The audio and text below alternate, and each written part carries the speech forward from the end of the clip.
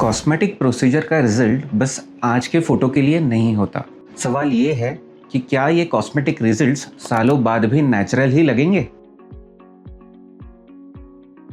Fillers, facelift, rhinoplasty, mommy makeover, liposuction, gynaecomastia या फिर skin treatment, हर किसी चीज में लॉन्ग टर्म प्लानिंग इंपॉर्टेंट होती है। ट्रेंड के बेसिस पे डिसीजन इजी जरूर होता है, पर लॉन्ग टर्म में उसके रिजल्ट्स शायद मैच ना कर पाए। अगर आप fillers, facelift, liposuction, mommy makeover, gynaecomastia या फिर कोई भी कॉस्मेटिक स्किन ट्रीटमेंट्स कंसिडर कर रहे हैं तो इस वीडियो का 4th पॉइंट जरूर देखिए, क्योंकि वही बताएगा कि मेंटेनेंस को इग्नोर करना क्यों कॉस्टली पड़ सकता है। मैं आज आपको एक 5 पॉइंट एस्थेटिक डिसीजन फ्रेमवर्क दूंगा, जिससे आप ये समझ पाएंगे कि प्रोसीजर आपको आज के लिए नहीं, फ्यूचर के लिए कैसे प्लान करना है। Will this suit me today?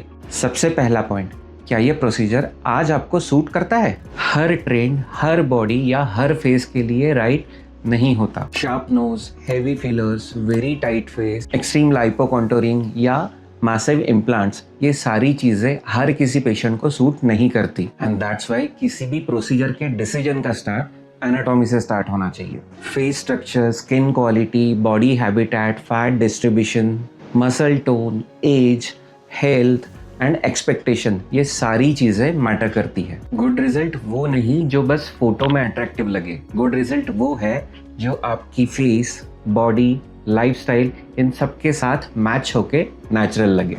And that's why we से कि ट्रेंड से पहले सूटेबिलिटी चेक करना बहुत जरूरी है। Will this age well?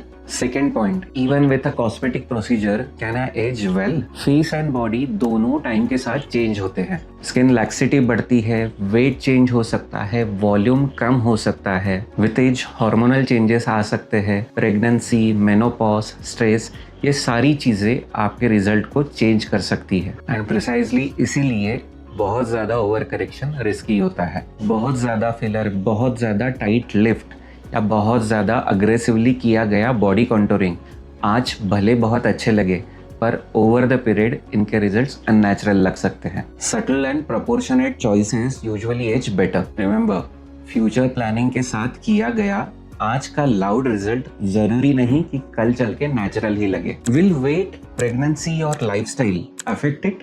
Third point, future body changes. Body procedures में ये पॉइंट बहुत इंपॉर्टेंट है। लाइपोसक्शन कोई वेट लॉस सर्जरी नहीं है। मॉमी मेकओवर प्रेगनेंसी प्रूफ नहीं है, क्योंकि मॉमी मेकओवर के रिजल्ट्स फ्यूचर प्रेगनेंसी के बाद चेंज हो सकते हैं। वैसे ही गायनेकोमेस्टिया सर्जरी के बाद वेट गेन चेस्ट के कंटूर को बदल सकता है। Rapid weight loss, rapid weight gain, pregnancy, smoking, stress, poor nutrition and lifestyle, ये सारे फैक्टर्स हीलिंग और लॉन्ग टर्म रिजल्ट्स को अफेक्ट कर सकते हैं। रिसेंट वेट लॉस ट्रेंड की वजह से बॉडी कॉन्टोरिंग, वॉल्यूम लॉस या सैगिंग ऑफ स्किन, इन सारी चीजों को बहुत कॉमन बना दिया है, और इसीलिए प्लानिंग में weight stability and lifestyle discussion जरूरी होता है। अगर आप सीरियसली कॉस्मेटिक प्रोसीजर कंसिडर कर रहे हैं तो ये पार्ट स्किप मत कीजिए। बॉडी चेंज होती रहेगी, प्लानिंग उसके साथ अडेप्ट होनी चाहिए। Will this need maintenance? Fourth point, maintenance. बहुत से पेशेंट्स प्रोसीजर के बारे में पूछते हैं, पर मेंटेनेंस के बारे में पूछना भूल जाते हैं। फिलर्स टेम्पररी होते हैं, बोटॉक्स को रिपीट सेशंस की जरूरत होती है, and skin treatments usually sessions में ही प्लान होते हैं। वैसे ही माइक्रो निडलिंग ग्रेजुअल रिजल्ट देता है। थ्रेड्स यूजुअली लिमिटेड टाइम तक ही लिफ्ट देते हैं। लाइपोसक्शन के बाद लाइफस्टाइल मैटर करता है, एंड फेसलिफ्ट के बाद भी एजिंग प्रोसेस बंद नहीं होती। And that's why surgery long lasting हो सकती है, पर सर्जरी टाइम फ्रीज नहीं कर सकती। इसलिए पेशेंट को पहले ही समझना चाहिए कि रिजल्ट कितने टाइम तक चलेगा, मेंटेनेंस क्या होगा, फ्यूचर टचअप्स पॉसिबल है या नहीं, या फिर लॉन्ग टर्म कॉस्ट क्या हो सकती है। क्योंकि किसी भी प्रोसीजर का कॉस्ट बस वन टाइम बिल नहीं होता, मेंटेनेंस भी कॉस्ट में ही ऐड होगा। Can this reduce revision risk? Fifth point, revision risk. Good long term planning का एक मेजर गोल होता है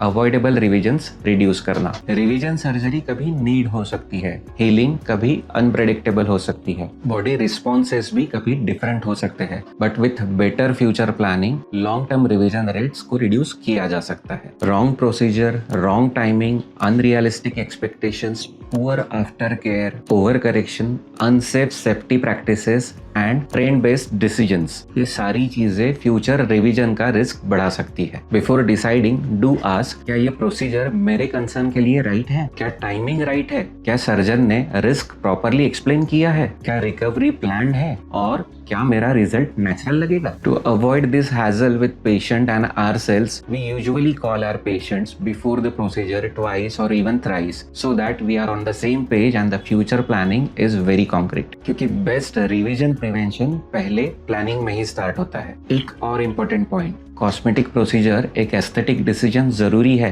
बट मेडिकल प्लानिंग भी जरूरी है। Health history, diabetes, smoking, weight stability, anaesthesia planning, recovery protocol and followups, ये सारी चीजें आपके लॉन्ग टर्म रिजल्ट्स को अफेक्ट करती है। And that's why good consultation बस प्रोसीजर चूज नहीं कराता, फ्यूचर प्लान भी बनाता है। स्टार्ट में हमने बात की थी कॉस्मेटिक प्रोसीजर का रिजल्ट बस आज के फोटो के लिए नहीं होता। अब आपको ये क्लैरिटी है कि लॉन्ग टर्म प्लानिंग में 5 चीजें बहुत जरूरी है: suitability, ageing, weight and lifestyle management, maintenance and revision prevention. अगर आपको ये वीडियो अच्छा लगा तो लाइक कीजिए, सब्सक्राइब कीजिए और कमेंट में हमें बताइए कि अगले किस टॉपिक पे आपको क्लैरिटी चाहिए। अगर आप कॉस्मेटिक प्रोसीजर सीरियसली कंसिडर कर रहे हैं तो बस बिफोर एंड आफ्टर फोटोज मत देखिए, फ्यूचर का रिजल्ट भी सोचिए। I am doctor Gaurav Jannawar. I am here to keep it real.